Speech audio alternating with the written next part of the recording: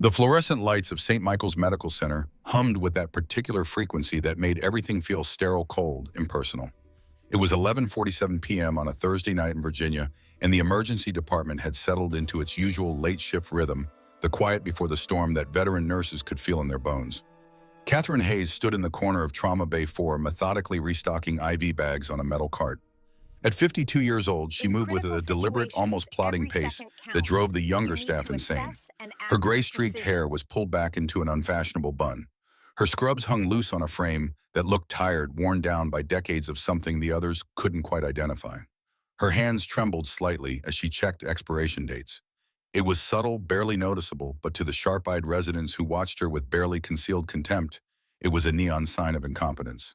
"Check them again, Hayes, doctor."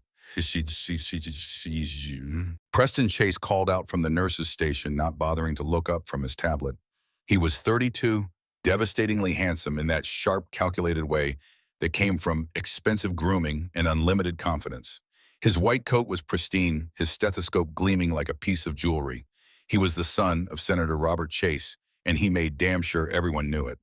"I checked them 10 minutes ago, doctor," Catherine said, her voice raspy, like she'd spent too many years breathing dust and smoke.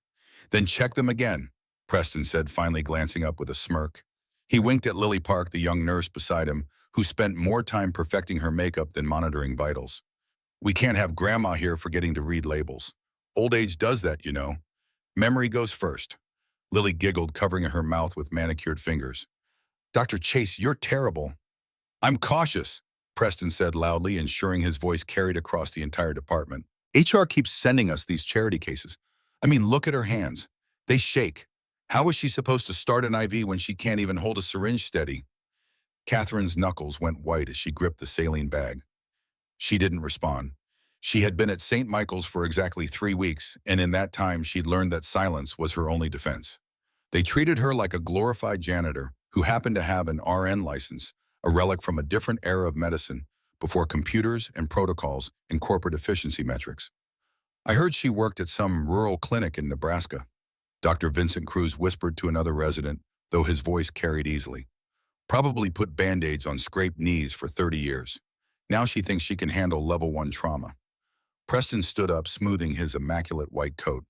"She won't last. I give it 2 more days. One real emergency, one massive hemorrhage, and she'll faint. Then we can get her out of here and bring in someone who actually belongs in the 21st century." Catherine finished stocking the cart. She walked past them, eyes fixed on the polished linoleum floor.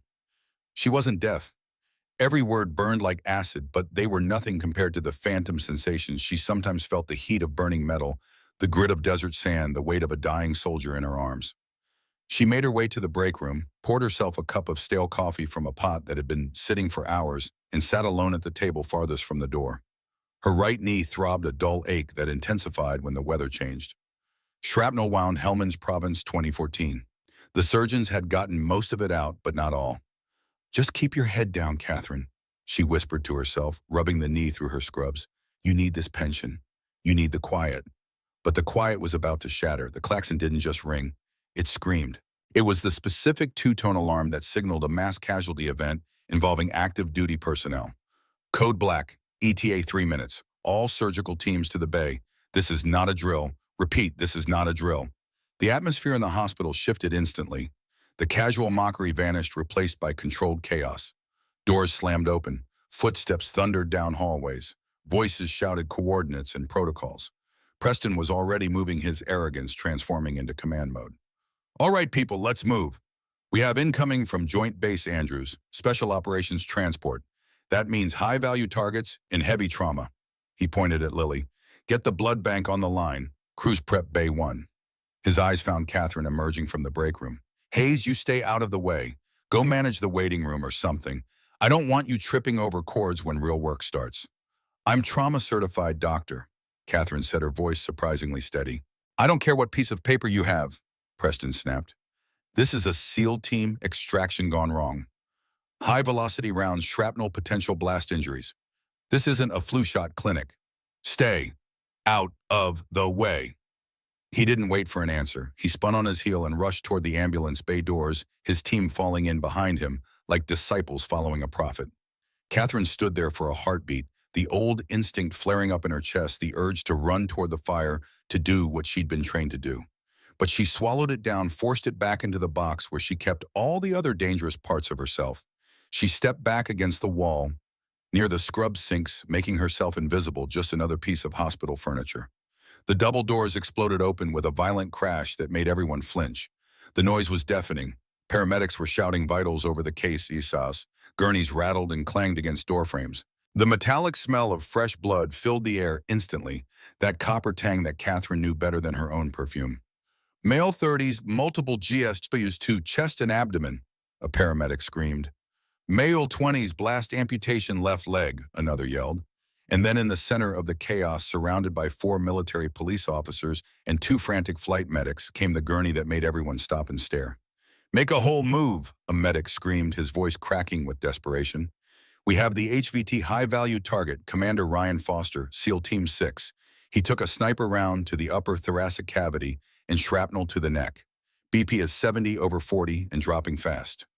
Preston was on him instantly, his hands moving with practiced precision. Get him to Bay 1. I want a thoracotomy tray open now. Type in crossmatch for 6 units and somebody page anesthesia. The man on the gurney was massive, even pale from blood loss. Commander Ryan Foster looked like he'd been carved from granite by an angry god. His tactical vest had been cut away, revealing a torso matted with blood and gauze that was already soaked through. His eyes were fluttering, rolling back into his head, fighting to stay conscious. Catherine watched from her position against the wall. She saw the way blood was pulsing from the neck wound, dark red venous controllable. But the chest wound, that was different. That was the problem. She took a half step forward, her eyes tracking details that everyone else was missing. The trauma team swarmed Commander Foster like ants on honey. Preston was shouting orders, trying to intubate. He's fighting the tube push 100 of succinylcholine. Hold him down.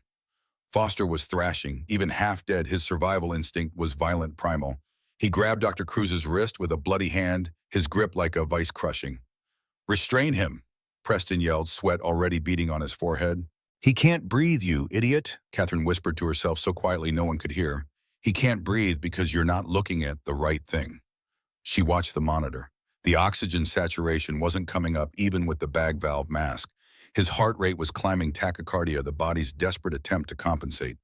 But his blood pressure was narrowing, the gap between systolic and diastolic shrinking. Classic signs. Preston was fixated on the neck wound, trying to control bleeding that wasn't the immediate threat. It's a jugular nick, clamp it. We need to stop the bleeding before we secure the airway. Doctor, Catherine said, the word escaping before she could stop it. Preston ignored her. I said clamp it. Can someone get this guy's arm down? Cruz, you're supposed to be strong. Hold him still. Dr. Chase. Catherine's voice cut through the chaos like a knife. The room went silent for a microsecond. Preston whipped his head around, his face flushed with fury and adrenaline. Get her out of here, security. He has a tension pneumothorax, Catherine said, her voice dropping to a low commanding register that didn't match the timid grandmother persona they'd all dismissed. Look at the tracheal deviation. It's shifting left. You're trying to intubate a collapsed lung. You're going to kill him in 30 seconds. Preston stared at her, his eyes wide with fury. Who the hell do you think you are? I am the attending trauma surgeon here. You are a nurse who can barely restock a cart. Get out, now. Look at his neck, Catherine said, pointing. Not at the bleeding wound, but at the throat structure itself. Under the harsh overhead lights, barely visible beneath the grime of war and blood, Commander Foster's windpipe was pushed slightly to the left. His chest on the right side wasn't moving at all. His right, Cruz stammered, looking at the patient with new eyes. Preston, look. No breath sounds on the right. Distended neck veins. Preston hesitated. In trauma medicine, hesitation is death. His ego was wrestling with the visual evidence right in front of him. If he listened to the old nurse, he looked weak. If he didn't, the patient died. It's just swelling from the shrapnel, Preston said, doubling down his pride, winning the battle over logic. Proceed with intubation. If we don't secure the airway, he dies anyway. Push the drugs. No, Catherine said, and then she moved. She didn't run like the younger nurses. She moved with efficient, explosive power that belonged to someone else, someone who'd been sleeping into this tired body. She bypassed the scrub line, grabbing a 14-gauge angiocath needle from the open tray with the casual confidence of someone who'd done this 1,000 times. Security, stop her, Preston screamed. But Catherine was already at the bedside. She didn't ask for permission. She didn't check the chart. She didn't hesitate. She placed her left hand on Commander Foster's chest, feeling for the second intercostal space mid-clavicular line. It was a motion she'd performed in the backs of Blackhawks, in dusty tents under mortar fire, in places where hesitation meant death. "Don't you touch him." Preston lunged at her. Catherine dropped her shoulder, checking him with a rigid elbow that sent the young doctor stumbling backward into a tray of instruments. It wasn't a push. It was a tactical block, the kind of move that came from years of close-quarters training. In the same fluid motion, she drove the needle into Foster's chest. The sound was audible throughout the room. Hiss, the trapped air escaped with a violent rush, releasing the pressure that had been crushing Commander Foster's heart and good lung. The tension pneumothorax, the killer that Preston had missed, decompressed instantly. The monitor changed. The frantic beeping slowed. The oxygen saturation numbers began to tick upward. 80, 85, 90. Commander Ryan Foster gasped a massive, ragged intake of air that sounded like resurrection. His eyes snapped open. He was no longer thrashing in blind panic. He was breathing. Really breathing. The room was frozen in suspended animation. Preston was picking himself up off the floor, his face a mask of shock and rage. The other nurses were staring at Catherine as if she'd sprouted wings. Cruz's mouth was hanging open. Catherine didn't look at any of them. Her hand was still on Foster's chest, stabilizing the needle. She looked down at the patient, and that was when he saw her. His vision was blurry, swimming with drugs and pain, and the fink of near death. He saw the white ceiling, the blinding lights, the faces of strangers hovering over him. But then he locked eyes with the woman holding the needle in his chest. He blinked, squinted, tried to focus through the haze. Catherine's face was calm, professional, but there was something in her eyes, something ancient and knowing. "Breathe, Commander," she said softly. "I've got you. You're at St. Michael's. You're safe." Foster's lips moved. He was trying to speak, but the trauma was too great, his throat too raw. He lifted his right hand, the one that had been gripping Dr. Cruz's wrist in a death grip, and reached toward Catherine. Preston stormed back to the table, his face flushed with humiliation and rage. "You are finished," he hissed at Catherine, his voice trembling. "You assaulted a doctor. You performed an unauthorized procedure. You are done. I will have your license revoked before the sun comes up. Get away from my patient." "Wait," Cruz said softly, his voice cutting through the tension. "Look." Commander Foster wasn't pushing Catherine away. His bloodied hand had found the fabric of her scrub top. He wasn't grabbing her in aggression. He was gripping her sleeve like a lifeline, pulling her closer. His eyes were intense, searching her face with desperate recognition. He whispered one word, choked and raspy, but audible enough for the surgical team to hear. "Angel." Catherine's stoic mask cracked for just a fraction of a second. Her eyes softened, and something like pain flashed across her face. "I'm here, Ryan," she whispered. "I'm here." Preston looked between them, confusion mixing with fury. "What is going on? Do you know this woman?" Commander Foster didn't look at Preston. He didn't look at the expensive equipment or the credentials hanging on the walls. He kept his eyes locked on Catherine. With monumental effort, every muscle screaming in protest, he released her scrub and tried to shift his body. He winced in agony but forced his arm up. Slowly, shakily, the commander of a Navy SEAL team brought his hand to his brow. He saluted her. It wasn't casual. It wasn't weak. It was a formal, lingering salute of absolute respect, the kind of salute a soldier gives to someone who saved his life. Catherine didn't salute back. She wasn't a soldier anymore. She was a nurse. But she nodded, a single sharp nod of acknowledgement that spoke volumes. "At ease, Commander," she said quietly. "Let us work." Foster's hand dropped. His body finally relaxed as the anesthesia took him under, but a faint smile lingered on his lips, the smile of a man who'd just been found by someone he thought he'd lost forever. Preston stood there, his mouth agape. The silence in the room was suffocating. "What?" he whispered. "What the hell just happened?" Catherine turned to face him. The shaky, timid grandmother was gone. In her place stood someone cold, hard, and infinitely more dangerous than the young doctor had ever imagined. "He's stable," Catherine said, her voice flat and emotionless. "Do your job, doctor. Fix the neck wound. I'll prep the chest tube." She paused, her eyes boring into him. "And if you shout at me again while a patient is dying, I'll break your finger." The threat hung in the air like smoke. Preston opened his mouth, closed it, opened it again. He had no response. For the first time in his privileged life, he was genuinely afraid. Catherine turned back to Foster, her hands moving with practiced efficiency to secure the needle and prepare for the next phase of treatment. Around her, the trauma team slowly came back to life, following her lead despite Preston's official authority. Lily stared at Catherine with new eyes. Cruz was smiling slightly, a knowing expression that suggested he'd suspected something like this all along. Even the paramedics who'd brought Foster in were watching Catherine with respect. Preston backed away, his face pale. He pulled out his phone and started typing furiously. Probably to his father, probably to hospital administration, probably to anyone who would listen to his tale of assault and insubordination. But none of that mattered right now. Right now, Commander Ryan Foster was breathing. His oxygen saturation was 98%. His blood pressure was stabilizing. The chest tube was draining properly. Catherine had done what she always did. She'd kept someone alive when everything was trying to kill them. As the team worked to stabilize Foster for surgery, Catherine caught Lily staring at her with a mixture of awe and confusion. The young nurse opened her mouth to ask a question, but Catherine shook her head slightly. Not now, not here. 2 hours later, after Foster had been wheeled into surgery and the immediate crisis had passed, Catherine found herself sitting in a plush leather chair that felt too soft, too expensive. She was in the hospital administration wing, that place where the real power lived, far from the blood and screaming in offices with mahogany desks and corporate art on the walls. Across from her sat David Morrison, the hospital administrator, a man who cared more about liability insurance than patient care. Next to him was Mrs. Eleanor Blackwood, the director of nursing, a woman who looked genuinely pained by the situation. And on the other side of the table, Preston Chase had cleaned up, changed into a crisp navy suit, and looked like the picture of medical authority. Catherine was still in her soiled scrubs. There was a smear of Commander Foster's blood on her sleeve that had dried to a rust color. They hadn't allowed her to change. They'd escorted her straight from the operating room to this conference room like a criminal.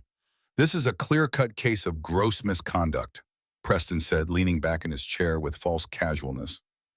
He tapped a gold pen against the table. "She not only insubordinately interrupted a critical procedure, but she also physically assaulted an attending physician. I have a bruise on my chest, Mr. Morrison. She elbowed me." Morrison looked over his glasses at Catherine. "Ms. Hayes, is this true? Did you strike Dr. Chase?" "I blocked him," Catherine said quietly, looking at her hands, those shaking hands that had been rock steady when it mattered. He was about to interfere with a life-saving procedure. "I neutralized the threat to the patient." Preston scoffed, a cruel laugh escaping him. "Listen to her. Neutralize the threat. She thinks she's in an action movie. You're a Nurse Hayes, a geriatric nurse at that. You are not a surgeon. You are not a trauma specialist. You stuck a needle into the chest of a high-value military asset without authorization. If I hadn't stepped in to fix the damage, Commander Foster would be dead." Catherine looked up slowly. Her eyes were tired, dark circles carved deep beneath them.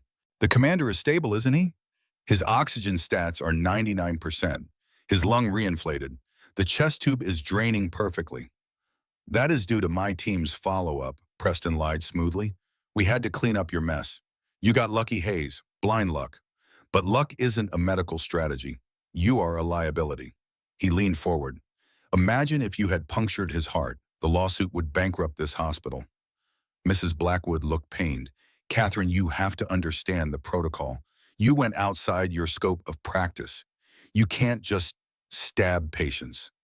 "He was dying," Catherine said, her voice hardening. "He had a tension pneumothorax.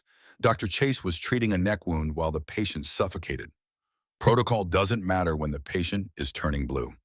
"And that's exactly the cowboy attitude we can't have," Morrison said, slamming a file shut with theatrical finality. "Ms. Hayes, Dr. Chase is the chief resident. His judgment is the final word in that trauma bay. By overriding him, you undermine the hierarchy of this institution." Morrison slid a piece of paper across the table. It was a termination notice, the words printed in cold corporate typeface. "Effective immediately, your employment at St. Michael's is terminated for cause," Morrison said. "We will be reporting this incident to the State Nursing Board. You will likely lose your license, Ms. Hayes. Security will escort you to your locker to collect your personal effects." Preston smirked. It was subtle, a slight curl of his lip, but it was there, the smile of victory, the expression of a man who'd just eliminated a witness to his incompetence. Catherine stared at the paper. She didn't cry. She didn't beg. She'd been fired from better places than this. She'd been fired upon by snipers in the Hindu Kush. A piece of paper from a bureaucrat in a suit didn't scare her. "Fine," Catherine whispered. She stood up her knee, popping with a loud crack that made everyone flinch. She winced, grabbed the edge of the table for support, and straightened her back. "I have one question," Catherine said, looking directly at Preston.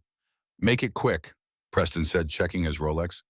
"When you go check on him, when you look Commander Foster in the eye," Catherine said, her voice dropping to a low, intense timbre, "are you going to tell him that you were the one who saved him? Are you going to steal that valor, Doctor?" Preston's face flushed red. "Get out." Catherine turned and walked to the door. She didn't look back. She walked with that same slow, plodding limp that they'd all mocked. But as she left the office, the air in the room felt lighter, as if a heavy, dangerous presence had just departed. "Good riddance," Preston muttered once she was gone. "Now I have to go deal with the family. Apparently Foster comes from a military dynasty. I need to make sure they know their son was in the best hands." He had no idea that the family arriving wasn't just a mother and father. It was the United States government. Catherine walked down the empty hallway toward her locker, her footsteps echoing off the polished floors. Security guards followed at a respectful distance, uncomfortable with their assignment. When she reached the locker room, she opened her small metal locker and pulled out a cardboard box someone had left on the bench.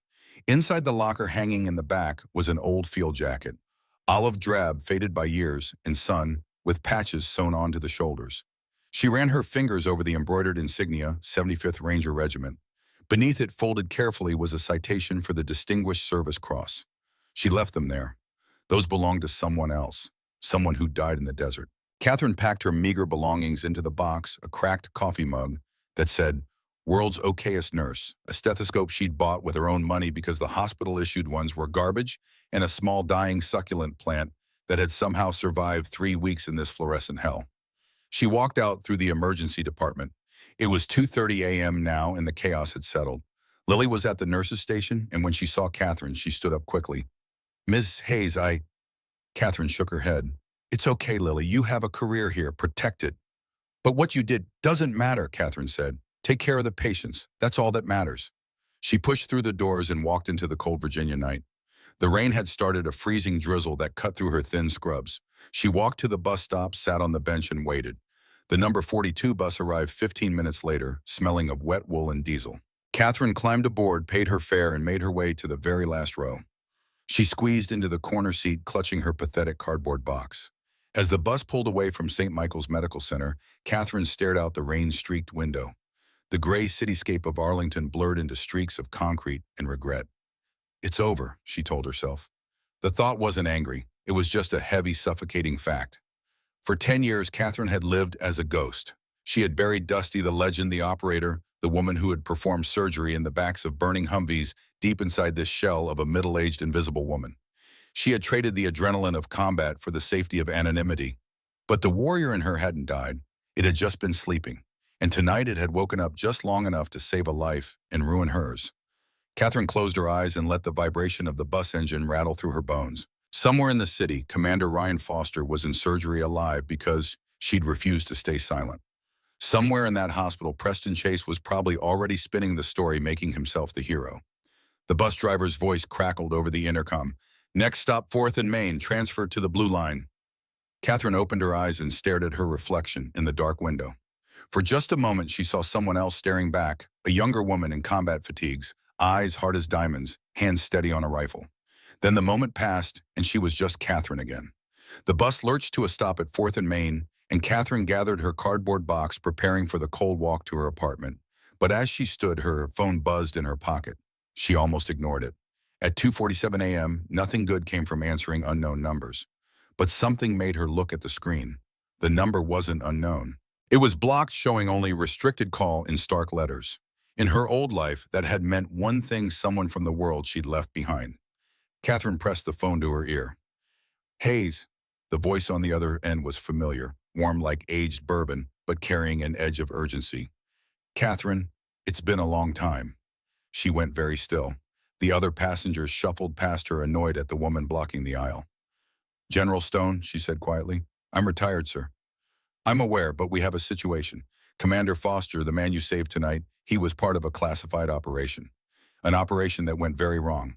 And Catherine, someone tried to kill him again, in his hospital room, about 20 minutes ago." Catherine's hand tightened on the phone. Through the bus window, she could see the rain falling harder now, washing the city streets clean of everything except the truth. Tell me, Foster was transporting evidence, documents proving corruption in defense contracts, $2 billion in fraudulent spending. Catherine goes all the way to Congress. If he testifies, 40 people go to prison. If he dies, the evidence chain breaks. Why are you calling me, sir? Because Foster is asking for you. Because he won't talk to our medics. Because when he woke up from anesthesia, the first thing he said was your name. Stone paused. And because someone got past hospital security, past military police, and nearly succeeded in injecting succinylcholine into his IV line. That takes training, inside knowledge. This is someone from our world, Catherine. The bus driver called back, "Lady, you getting off or what?" Catherine stepped off the bus into the rain. She stood on the corner, the water soaking through her scrubs, the cardboard box growing soft in her arms. "Sir, I haven't been in the field in 10 years. I'm a civilian nurse.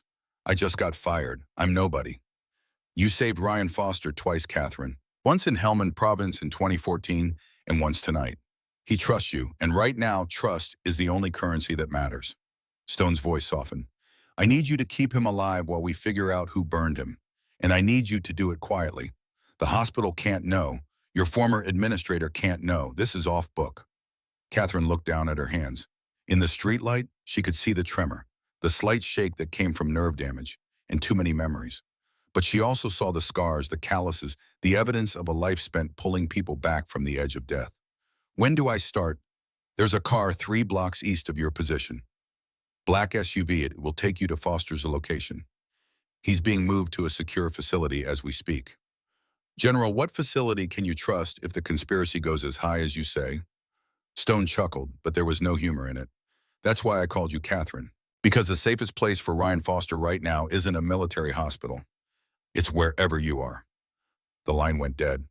Catherine stood in the rain for a long moment, then dropped the cardboard box into a nearby dumpster.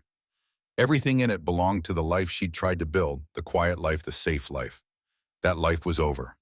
She walked 3 blocks east and found the SUV exactly where Stone had said it would be. The back door opened as she approached. Inside, a young man in civilian clothes with a military haircut nodded at her. "Colonel Hayes, I'm Agent Torres, NCIS. General Stone sends his regards. There's dry clothes in the back seat and a briefing packet. We're wheels up in 15 minutes. Catherine climbed in. "Where are we going?" "Old VA hospital wing on the east side. Buildings have been condemned for 3 years, but the structure is sound. We've set up a secure room. MPs on rotation, medical equipment, and enough supplies to keep Commander Foster stable for 72 hours while we sort this out." As the SUV pulled away from the curb, Catherine opened the briefing packet. Inside were photographs, documents, and a USB drive labeled Eyes Only. The first photograph showed a younger Ryan Foster in dress uniform receiving a medal. The second showed a convoy of vehicles in the desert smoke rising from burning metal. The third photograph made her breath catch. It was a picture she'd never seen before, but she remembered the moment it captured. Helmand Province 2014. A Black Hawk helicopter with its side door open. A medic, Catherine Younger Harder, leaning over a wounded soldier, her hands buried in his chest cavity, holding something together that wanted to fall apart. The soldier's face was visible. Ryan Foster, 28 years old. Conscious, staring up at her with absolute trust. Someone had been there with a camera. Someone had documented the moment she'd saved his life the first time. "He kept that photo," Agent Torres said quietly. "In his footlocker. He called you the silent guardian. Said you appeared out of nowhere, did the impossible, and vanished before he could even thank you." Catherine closed the folder. "I was just doing my job." "With all due respect, ma'am, I've read your file. What you did that day wasn't just your job. You held Lieutenant Foster's subclavian artery closed with your bare hand for 6 hours while the evac was delayed. You were taking fire the entire time. You sustained shrapnel wounds to your left hand and right leg, and you refused extraction until Foster was stable. Like I said, my job." Torres smiled slightly. "He's going to be happy to see you."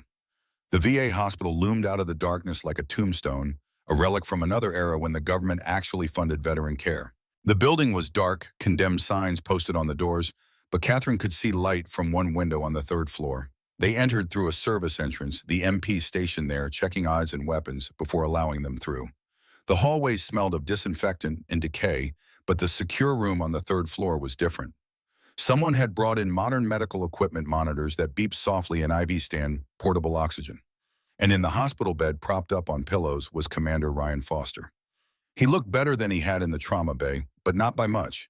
His chest was heavily bandaged, a chest tube snaking out from between his ribs into a drainage container. His neck was wrapped in gauze. His face was pale, but his eyes were alert, tracking movement with the awareness of a man who'd spent his life in dangerous places. When Catherine walked through the door, those eyes locked onto her and didn't let go. "Angel," he whispered, his voice rough from intubation. "You came."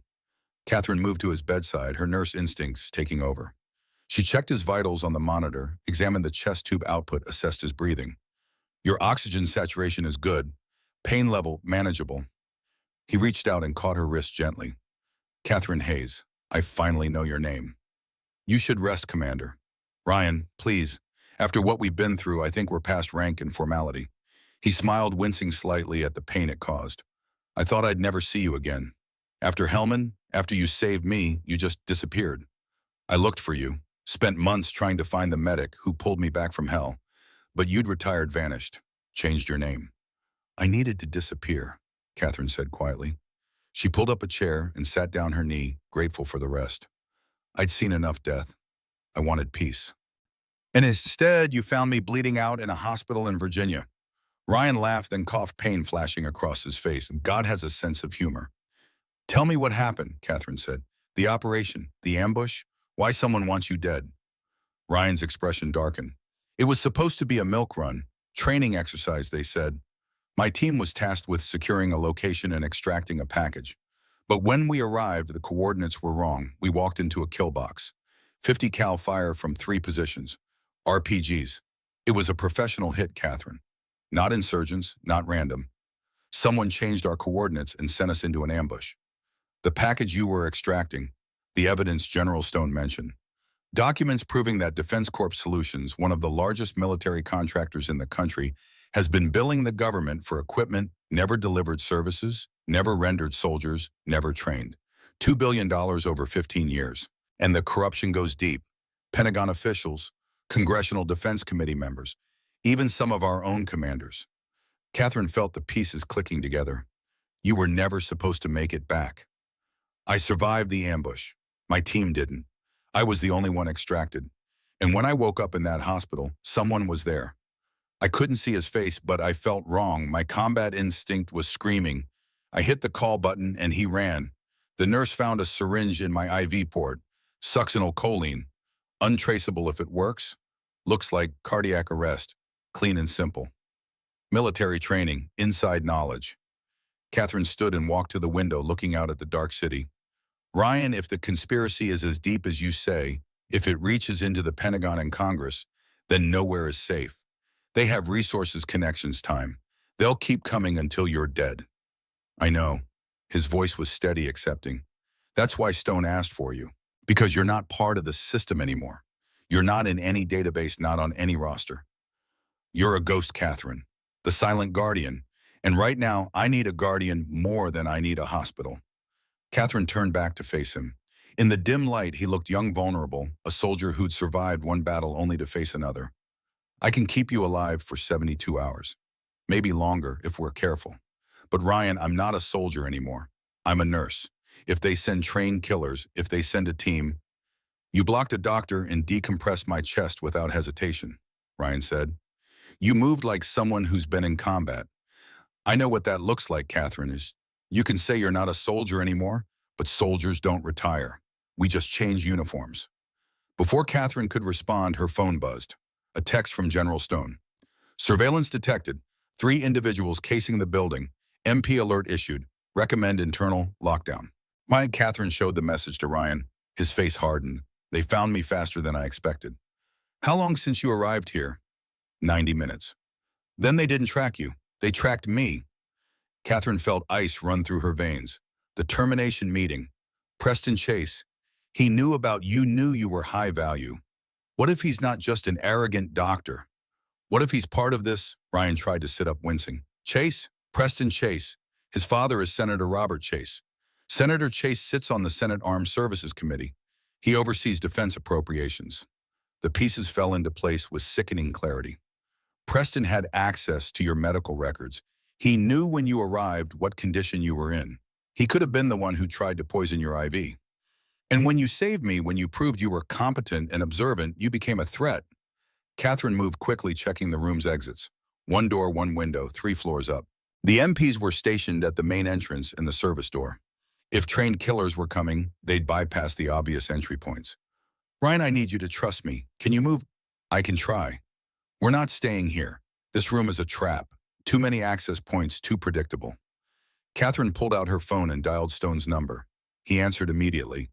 Catherine, we have eyes on 3 suspects approaching the building. General, this location is compromised. I'm moving Foster. I repeat, do not let your MPs engage. If these are professionals, a firefight will draw attention we can't afford. Where will you take him? Catherine thought fast. Where could she go that the conspiracy wouldn't think to look? Somewhere off the grid, somewhere that didn't show up on any official list. And then it hit her. Sir, do you remember Carlos Rivera? Stone was quiet for a moment. Doc Rivera, retired Ranger medic. You served together. He runs an underground clinic for veterans who can't afford VA care. It's not on any official record. Just a basement in Alexandria, cash only, no questions asked. They'd never think to look there. That's insane, Catherine. Rivera's clinic isn't equipped for this level of care. Neither is this abandoned hospital. At least Rivera's place is truly off the grid, and Sir Carlos still has connections. Old soldiers who owe him favors. If I need backup, if I need people I can trust, that's where I'll find them. Stone was silent for a long moment. I'll arrange transport. Black van, no markings at the service entrance in 5 minutes. Catherine, once you go dark, I can't help you. If things go wrong, I know, sir, this is off-book, deniable. You were never involved. That's not what I was going to say. I was going to say don't die. The military has lost enough good soldiers. We can't afford to lose you again. Catherine ended the call and turned to Ryan. Time to move, Commander. Can you walk? For you, I'll run a marathon. He swung his legs over the side of the bed, grimacing as the movement pulled at his chest tube. Catherine was there, immediately supporting him, helping him stand. She disconnected him from the monitors, silenced the alarms, and carefully secured his chest tube to his body with medical tape. She grabbed a bag of supplies, pain medication, antibiotics, bandages, saline, and threw it over her shoulder. There's a service stairwell at the end of the hall. We take it down to the basement exit through the loading dock. The van will be there. What about the MPs? They'll cover our exit. But Ryan, if shooting starts, if anyone engages, we keep moving. No heroics. Your testimony is more important than any single firefight. They made it to the door when the lights went out. The entire building plunged into darkness. Emergency lights flickered on, casting everything in a hellish red glow. From somewhere below, Catherine heard the sound of suppressed gunfire. Pop, pop, pop, professional, controlled. They're inside, Ryan whispered. Catherine's training took over. She'd been in this position before, protecting a wounded soldier, outnumbered, outgunned, with nothing but her wits and her will to keep someone alive. The fear she'd been carrying, the uncertainty, the years of rust, all of it fell away. She was the silent guardian again. Stay behind me. Move when I move. Stop when I stop. And Ryan, if I tell you to run, you run. Understood? I'm a Navy SEAL, Catherine. I don't run from fights. You do when you're carrying evidence that can bring down a $2 billion conspiracy. Your pride doesn't matter. Your mission does. Now move. They entered the service stairwell. Catherine led the way, moving down the stairs as quickly as Ryan's condition would allow. His breathing was labored, his face pale with pain and exertion, but he kept pace. 2 floors down. 1 floor down. Ground floor. Catherine held up a hand. She heard footsteps above them, boots on concrete moving fast. Multiple targets, at least 3. They'd entered from the roof, the one approach she hadn't considered. She pushed Ryan into a supply closet, cramming them both into the darkness among mops and cleaning chemicals. Through the crack in the door, she watched 3 figures descend the stairs. They moved with tactical precision, weapons up, clearing corners, military training, special operations level. They passed the closet without stopping, heading down toward the basement where the MPs were stationed. Catherine waited until they were out of sight, then pulled Ryan out. Loading dock, now. They emerged into the cold night air. The black van was there, door open, engine running. Catherine helped Ryan into the back and climbed in after him. The van peeled away from the building just as gunfire erupted behind them, louder now, no longer suppressed. The MPs had engaged. Agent Torres was driving. Where to? Catherine gave him an address in Alexandria. And Torres, lose anyone following us. Use every evasion technique you know. Our lives depend on it. The van wove through the empty streets of Virginia, taking random turns, doubling back, using parking garages and alleys. 30 minutes later, they pulled up to what looked like an abandoned warehouse in a rundown section of Alexandria.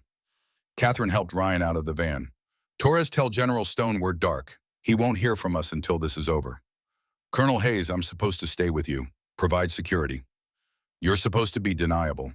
If you stay, you're evidence of Stone's involvement. Go. That's an order, Agent. Torres hesitated, then nodded. The van disappeared into the night. Catherine supported Ryan as they walked to a rusted metal door. She knocked 3 times, paused, knocked twice more. A code from another life. The door opened. Standing there was a man in his late 50s, built like a tank with a gray beard and eyes that had seen too much. Carlos Rivera, Doc Rivera to everyone who knew him. He took one look at Catherine, then at the wounded SEAL she was supporting, and smiled.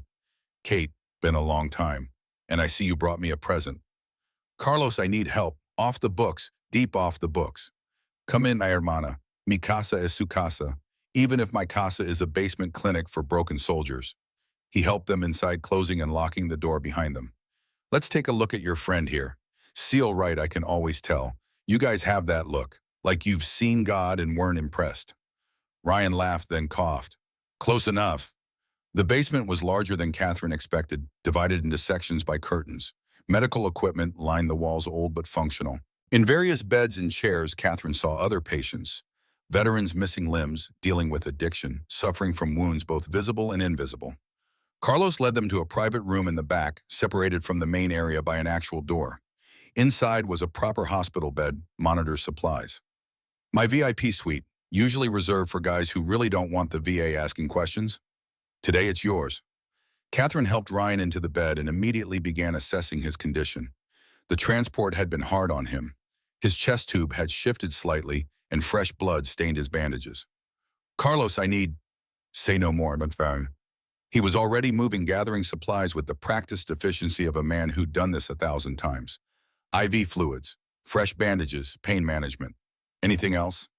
Security. If anyone comes looking for him, anyone at all, we need to know. Carlos pulled out his phone and sent a text. I've got friends, old Rangers guys from the neighborhood who owe me. This building will have eyes on it within the hour. Nobody gets in without us knowing. Ryan was fading, the adrenaline wearing off, exhaustion and pain pulling him under.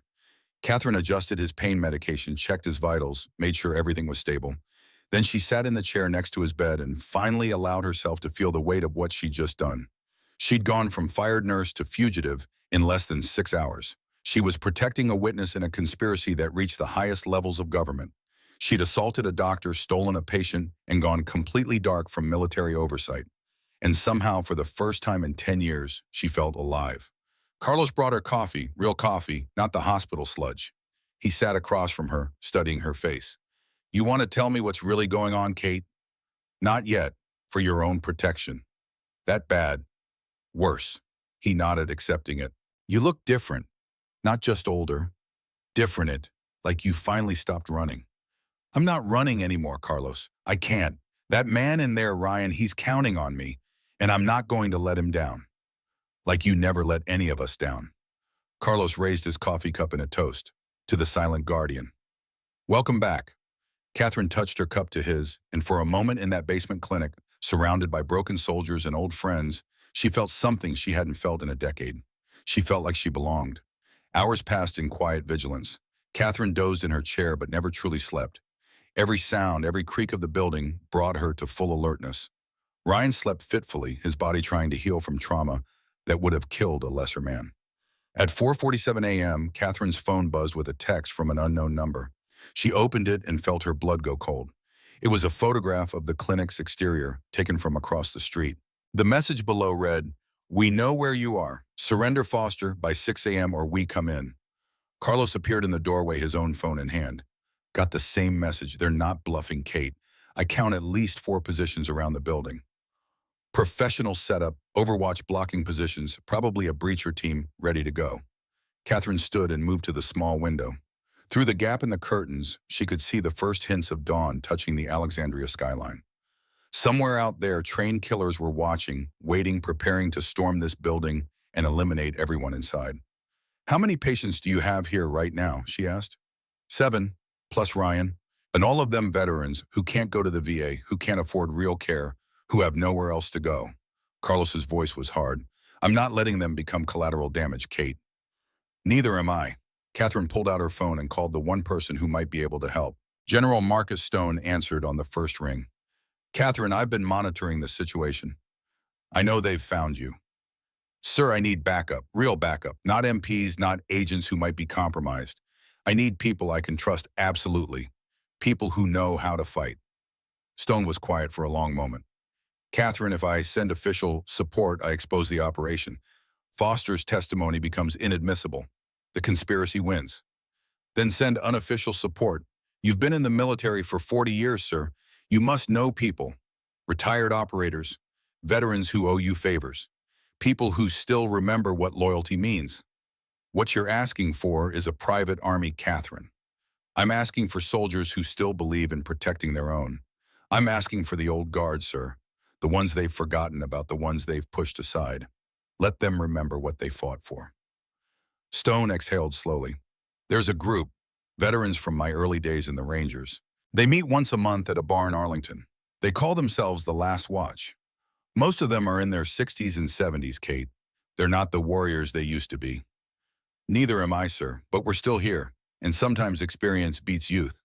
Catherine looked at Ryan, still sleeping, trusting her to keep him alive. How fast can you get them here? 30 minutes, maybe less if I tell them one of their own needs help. Stone paused. Catherine, you understand what you're asking? These men and women, they've earned their peace, they've done their time, and you're calling them back to war. I'm giving them a choice, sir, something nobody gave us when we were young. They can stay home, stay safe, stay forgotten. Or they can stand up one more time and prove that old soldiers still matter. I'll make the calls. Kate, for what it's worth, I'm proud of you. You could have stayed on that bus. You could have walked away, but you didn't. You never do. The line went dead. Catherine turned to Carlos. We have 30 minutes to turn this clinic into a fortress. Can you do it? Carlos grinned, and for a moment she saw the young ranger she'd served with decades ago. Kate, I've been preparing for this since the day I opened this place. You think I set up a clinic for veterans without thinking about security? Follow me. He led her through the basement, showing her what looked like an ordinary clinic, but was actually something more. Reinforced doors, security cameras hidden in smoke detectors, a cache of weapons in a locked cabinet disguised as a supply closet, exit routes through the building's old tunnel system that connected to neighboring properties. Carlos, you magnificent bastard, Catherine whispered. Paranoia isn't a disorder when they're really out to get you. I've been treating vets with PTSD for 10 years. I've seen what happens when the system fails them. I knew someday someone might come for one of my patients. I just didn't think it would be this dramatic. They spent the next 20 minutes preparing. Carlos woke his other patients and gave them a choice: evacuate through the tunnels or stay and help defend. 6 of them chose to stay. They were broken in body but not in spirit veterans who'd been discarded by a society that only valued them during recruitment speeches. There was Marcus, 67, missing his left leg below the knee, but steady with a rifle. Elena, 63, a former Army nurse with shrapnel scars across her back. James, 70, a Marine who'd lost most of his hearing to an IED, but could still read lips and shoot straight. 3 others, each carrying their own wounds, their own stories, their own reasons for refusing to run. At 5:15 a.m., the front door opened. Catherine tensed, weapon raised, until she saw who was entering. General Stone came first, still in civilian clothes, followed by 6 people who looked like they belonged in a retirement home, not a firefight. But their eyes told a different story. These were the Last Watch, and they moved with the careful precision of people who'd fought in jungles and deserts, who'd seen friends die and empires fall, who'd been told they were obsolete but had never quite believed it. Stone made introductions quickly. Catherine Hayes, meet what's left of my old Ranger unit. This is Rosa Martinez, 61 sniper with 2 tours in Desert Storm. Thomas Chen, 68 demolitions expert from Vietnam. Victor Okonkwo, 59 communications specialist from the Gulf War. Sarah Blackwell, 65 combat medic from Panama. David Kim, 72 reconnaissance from Korea. And Margaret Sullivan, 64 intelligence analyst from Cold War operations. Catherine looked at them, this collection of senior citizens who society had relegated to shuffleboard and early bird specials, and saw something else entirely. She saw warriors. Thank you for coming, she said simply. I won't lie to you about what we're facing. Professional contractors, probably former special operations tasked with killing a Navy SEAL who has evidence of massive corruption. They've given us until 6 a.m. to surrender him. We're not going to do that.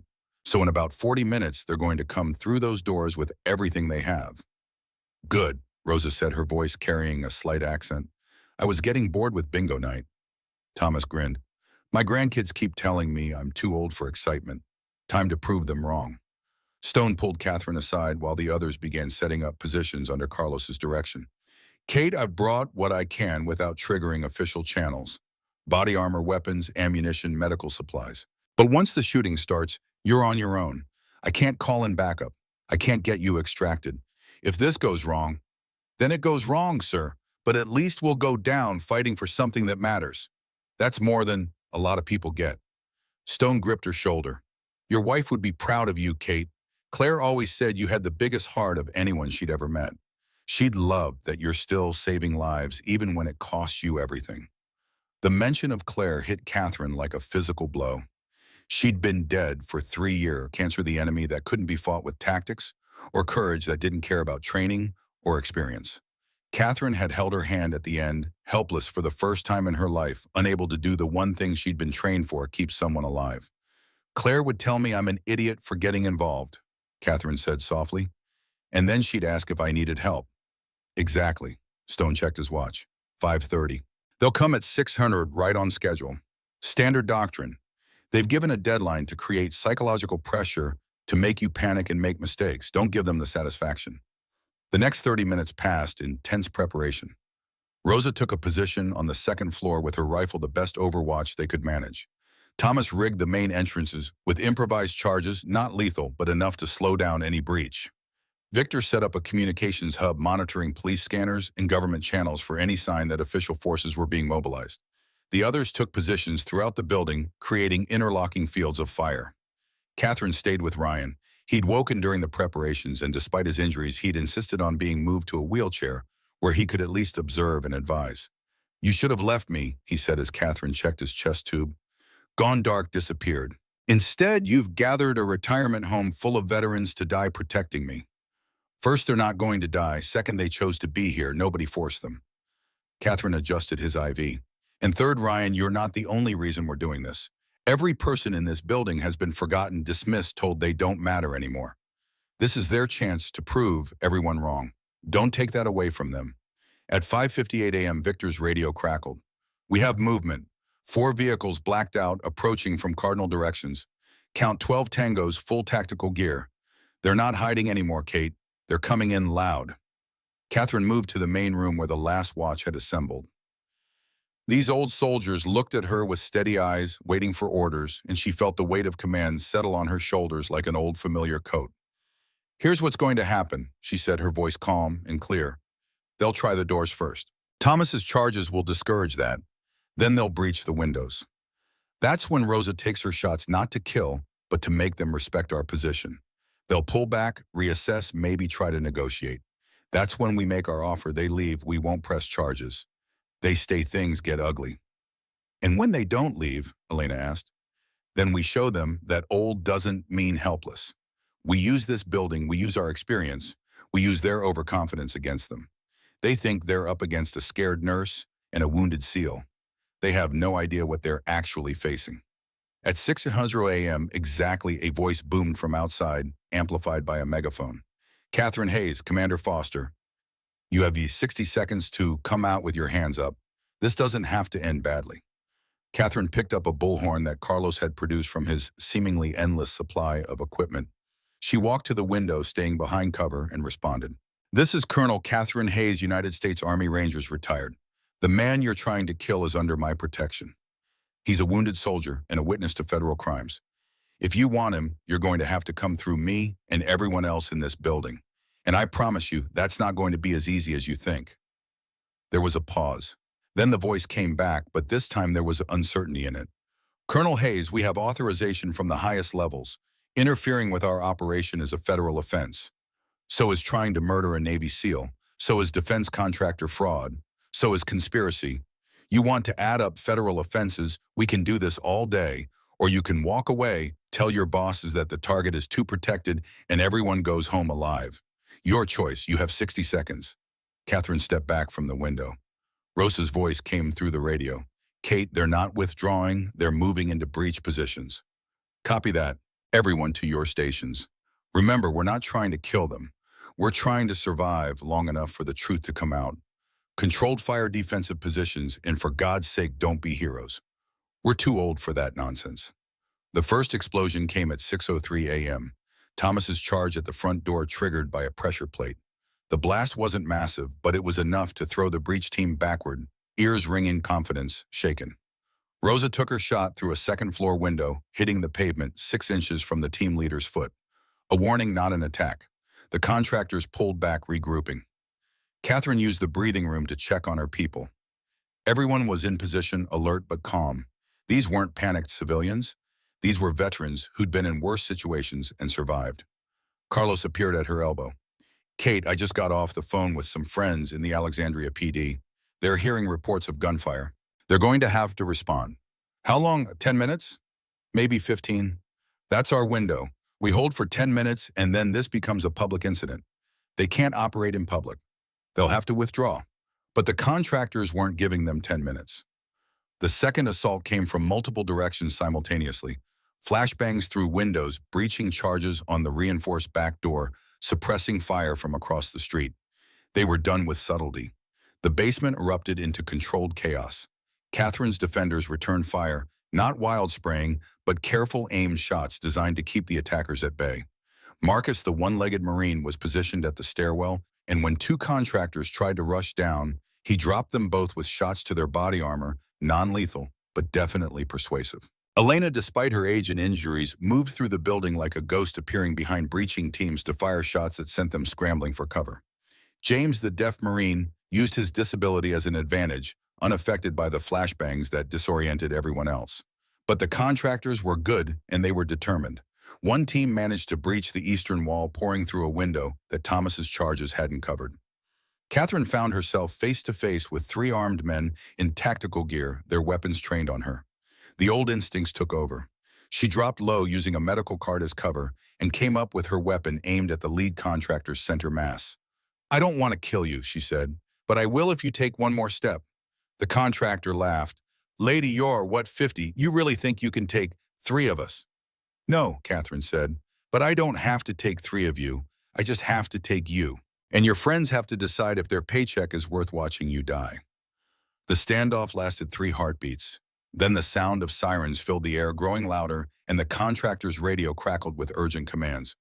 All units withdraw. Police response incoming. Withdraw now. The 3 contractors backed toward the window, weapons still raised. This isn't over, Colonel. You're protecting a dead man. It's just a matter of time. Then I guess we'll see you again, Catherine said.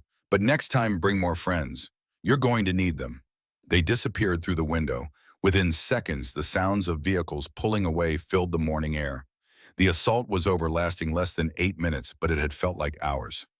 Catherine lowered her weapon and looked around. Her defenders were emerging from their positions, checking themselves for injuries, the adrenaline still pumping. Incredibly miraculously, everyone was alive. Banged up, ears ringing, but alive. Sound off, she called. Casualties. One by one, her people reported in. Minor injuries, nothing serious. Rosa had taken some flying glass from a shattered window. Thomas had wrenched his back diving for cover. But they'd held. The last watch had proven that old soldiers still knew how to fight. The police arrived 4 minutes later, finding a basement full of senior citizens who claimed they'd been attacked by home invaders and defended themselves. Carlos, as the property owner, handled most of the questions, while Catherine stayed with Ryan, who'd watched the entire fight from his wheelchair with something like awe on his face. That was incredible, he said as Catherine checked his vitals, making sure the excitement hadn't reopened his wounds. You coordinated 7 civilians against 12 trained contractors and won. They weren't civilians, Ryan. They were veterans, and we didn't win. We survived. There's a difference. Kate. He caught her hand. Stop diminishing what you did. You took people society had thrown away and gave them purpose. You reminded them that they still matter. That's worth more than any tactical victory. Before Catherine could respond, her phone rang. General Stone. She answered, stepping away for privacy. Catherine, I just got word. Senator Chase is calling for a full investigation into the incident at the clinic. He's claiming you kidnapped a military asset and endangered civilians. He's going to try to discredit Foster's testimony by painting you as a rogue operative. Let him try, sir. Everything we did was in defense of a witness to federal crimes. We have recordings, we have evidence, and now we have a dozen contractors who attacked a civilian clinic in broad daylight. Senator Chase might control the narrative, but he doesn't control the truth. There's more. Dr. Preston Chase has been arrested. Someone sent an anonymous tip to the FBI about his involvement in the earlier assassination attempt. They found evidence on his laptop communications with the contractors, payment records, everything. He's talking Catherine. He's giving up his father to save himself. Catherine felt something close to satisfaction. Then the conspiracy is unraveling. Quickly, Defense Secretary wants Foster's testimony on record immediately. I'm sending a proper security detail, legitimate this time. You did your job, Colonel. You kept him alive long enough for the truth to come out. Now it's time to let the system take over. What about the people who helped us, the last watch, Carlos, the veterans in the clinic? Heroes, every one of them. I'm recommending commendations, though they'll have to be classified. But Kate, they know. They know they mattered. That's what you gave them. That's what you've always given people. 6 weeks later, Catherine stood in front of a classroom at St. Michael's Medical Center. The room was full of young nurses and doctors, the next generation of medical professionals, and they were all looking at her with varying degrees of curiosity and respect. The hospital had offered her a position not as a supply clerk, not as a floor nurse, but as Director of Combat Medicine Integration, a newly created role designed to train civilian medical staff in trauma techniques developed in military medicine. David Morrison, the administrator who'd fired her, had been forced to resign when his role in covering up Preston Chase's activities came to light. The new administration had practically begged Catherine to return. Most of you will never see combat, Catherine began, her voice carrying easily through the room. But someday you'll face a situation where everything goes wrong, where the patient is dying, where protocol doesn't work, where you have to make a choice, follow the rules and watch them die, or break the rules and maybe save them. She paused, looking at the young faces watching here. Lily Park was in the front row now, Catherine's deputy director. Dr. Vincent Cruz sat in the back, having requested a transfer to Catherine's program. Even some of the residents who'd mocked her were present, humbled and eager to learn. I'm here to teach you how to make that choice, and how to live with it after. A young doctor raised his hand. Colonel Hayes, is it true you fought off 12 attackers to protect a patient? Catherine smiled slightly. I didn't do it alone. I had help from people society had forgotten. Veterans in their 60s and 70s who proved that experience and courage don't have expiration dates.